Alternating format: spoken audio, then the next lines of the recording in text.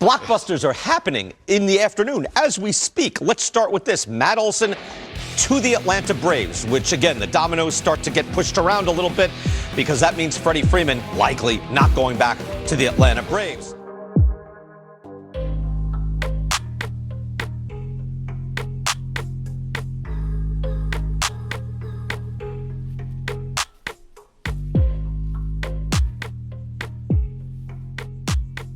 Four players going back: Ryan Cusick, Joey Estes, Shea Langoliers, and Cristian Pache. Again, it's a pretty good package. We'll talk about this. But Matt Olson, age 28 season coming up. He is one of the top 5 first basemen in all of baseball. He was 3rd in OPS plus in the American League last year. Here's Matt Olson right after this deal this afternoon. I knew that there was a potential of something happening. I can't say enough about the A's organization, what they've done for me. I've been here since 2012, so almost 10 years, my whole baseball career, and it's bittersweet leaving. Obviously, I know Atlanta is an amazing place, World Series champs, my hometown. So, if there was one place to go and leave here, that's the place to do it. So, like I said, bittersweet, but excited about what's to come. It's a blockbuster. Olson, again, 9th in WAR last year, slugging first baseman. Mark Bowman from MLB.com saying that Alex Anthopoulos, that's the GM of the Atlanta Braves, held back tears as he discussed having to make that trade that ended Freddie Freeman's tenure in Atlanta. Said it's the hardest thing he's had to do. But I guess we'll start there. Dan, they let him get to the end of his contract. He's a franchise player. They signed him to an extension. I'm going to have the shredder on Freddie Freeman later. The more you dig, the more you like the guy. He is a foundation player. They let him get to the end of his deal. Maybe the Braves just assumed that was a marriage that was going to last forever, and there didn't seem to be. Now, this is just me from the outside looking in. Like, there was a sense of urgency to get Freddie signed after the All-Star break, heading into the postseason. They have this magical run. They win it all. And it was hard to imagine Freddie Freeman wearing any other uniform than that of the Atlanta Braves. But I felt, Brian, after the World Series was over, that you started hearing rumblings from the inner circles that maybe, just maybe, he wasn't a priority and Freddie Freeman was really going to start to look elsewhere. I really felt, Brian, going into December, right before Christmas, I thought it was 50-50 at best that he was going to be back wearing a Braves uniform. They let this go on too long, and I think right now, after the trade today, I don't think there's any way that's going to happen, he being back with the Braves. You see, the numbers are comparable. Look, they're swapping a 28-year-old first baseman for an age 32 first baseman. Freeman will be going into his age 32 season. But I want to get into the psychology of it. At the World Series, John, and I've mentioned this to a few people, everybody, including like Mark DeRosa was there, and he's from Atlanta, saying they're bringing him back in. They've made assurances. Yeah.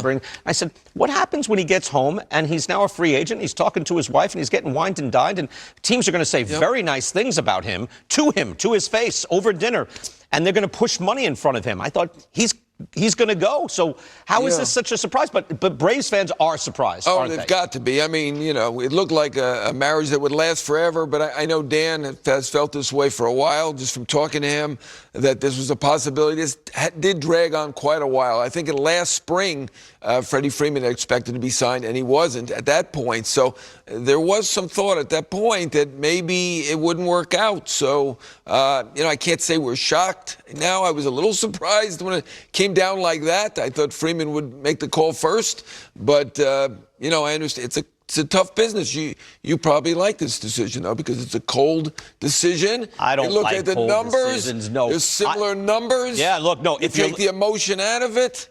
I think, actually, because look, I like, ruthless GMing. We talk about that on this show. Right. But I believe when you have drafted, developed, and identified your foundation players, you keep them around forever. That's good business. And if Freddie Freeman aged right in front of them while he's making big money, so be it. They've already gotten all this surplus value out of Freddie Freeman. Yeah. If you're a new club now, you're like, you don't have that history. Yeah. Like, any money I pay you, I need it back. With the Braves, it's not that way. So no, I'm against that. I think you keep your foundation and I'm with you on that, because I think that we probably would have just taken that one more year. We think that he was offered around 5 for 140 at some point.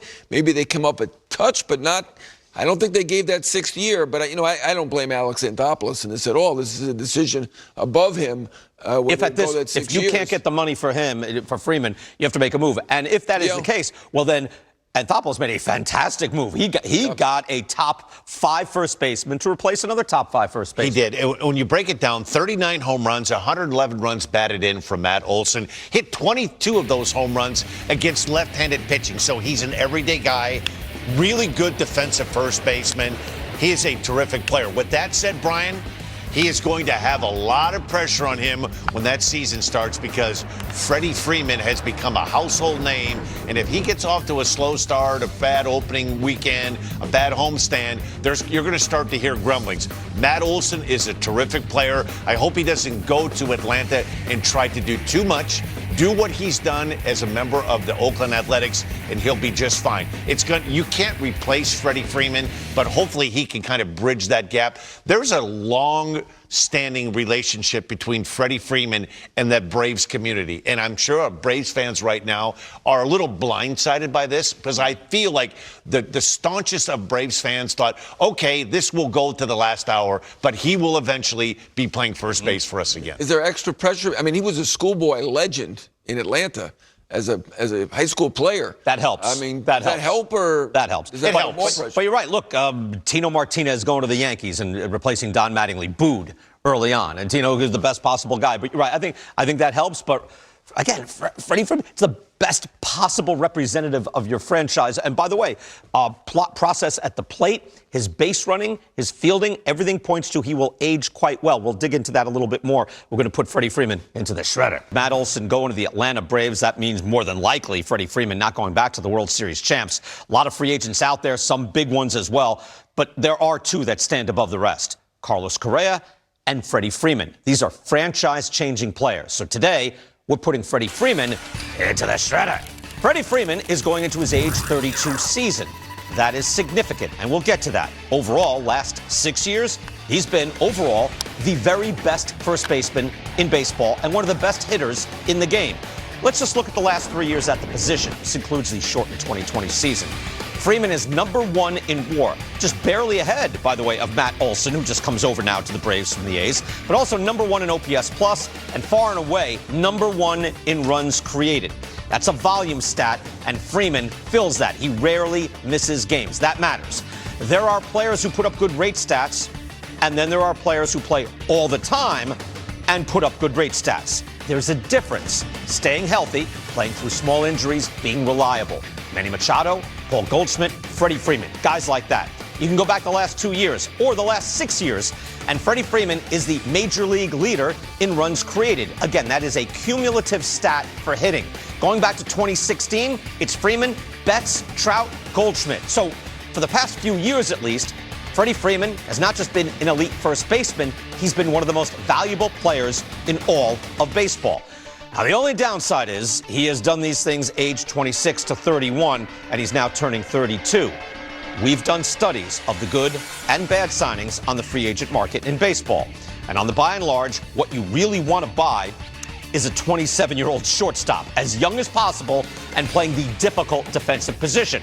What you want to avoid then is the other side of that, a 32-year-old first baseman. That's Freddie Freeman, a player with very attractive hitting stats. These are the big hitters, but whose best years are behind him. So let's take a look at some of the great first basemen of the last generation. These are the top guys. Albert Pujols, age 28 to 31, OPS plus 176. That's monstrous. OPS plus from age 32 to 37, whoops, way down to 115.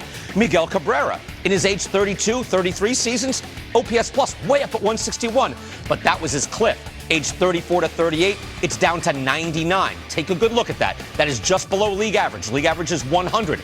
Joey Votto, age 32 and 33, big-time hitter. OPS plus 164. 34 to 37, that number is down to 117. Now, Votto bounced back big time last year. I know that, but still a step down on the whole as he gets older. Now, I have to say, I was a bit surprised doing a quick look at some big-time first basemen and the aging process. Paul Goldschmidt looked like he was declining for a little bit there. He bounced back his last 2 years. Those are years age 32 and 33. Jose Abreu looked like he was starting to decline. He bounced back nicely last 2 years, age 33 and 34.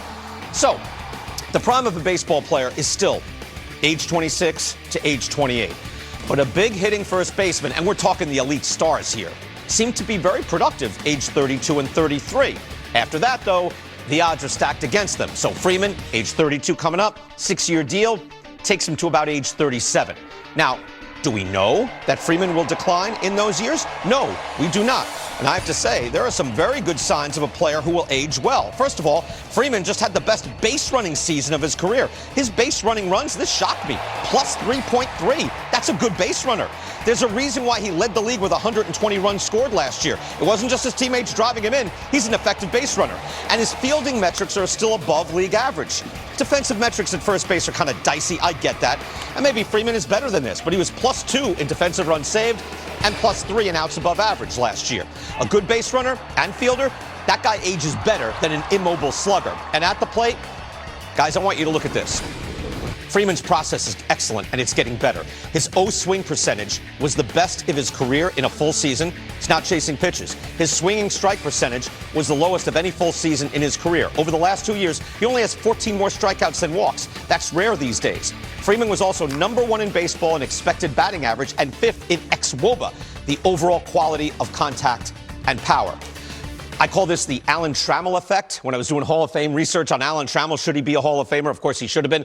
I found the deeper I dug on Alan Trammell, the more I liked Alan Trammell. The deeper I dig on Freddie Freeman, the more I like Freddie Freeman, even though he's what I usually don't like, a 32-year-old first baseman. That was exactly what I was thinking. The only knock you could say on this guy would be age 32. Yeah. Every other demographic that you look at referring to his game, whether it's base running, it's hitting, it's swinging the bat, playing the field, whatever it is, it's hard to knock anything he does, just the age being 32 years old. Yeah, again, Paul Goldschmidt was a guy who was a good fielder and a good base runner, and he still is.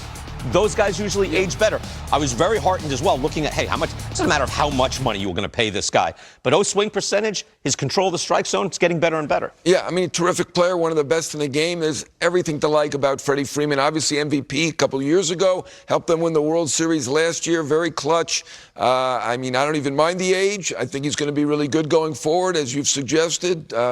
He's one of the best players in the game, so we shall see what happens to him now. I mean, what is the market saying essentially about it? Because now, again, there's a new age of baseball ops looking at this and going, he's 32, he's a first baseman, we don't like that. Right, the old days, the 32-year-old. I mean, we saw Pujols get $250 million. Obviously, he's in an all-time great category, but still, 10 years is not there for any 32-year-old anymore.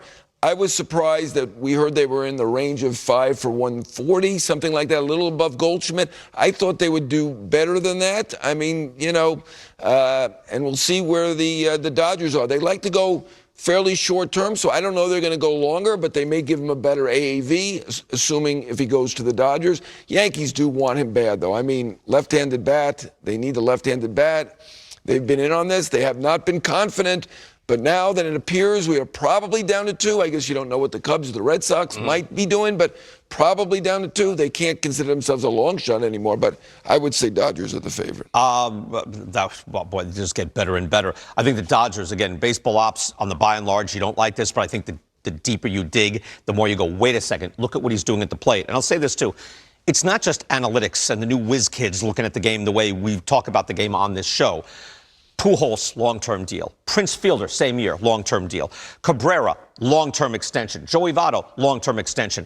And within 2 years, everybody's looking at those deals going, oh, boy, wow. And those are the deals that are a weight around a franchise's neck. Not the little deals, not the short-term deals, long-term deals for a guy who's going to be 40. It is. He's missed a grand total of 7 games in the last 4 years. So if you're worried about availability, this guy is the poster child for a guy that posts up. You can count on him for 150 games plus, unless something happens, you can't look into a crystal ball. He's as sure of a thing for the next few seasons as an everyday player as you can get. He even said he was a clutch hitter, and I didn't correct him. You see that?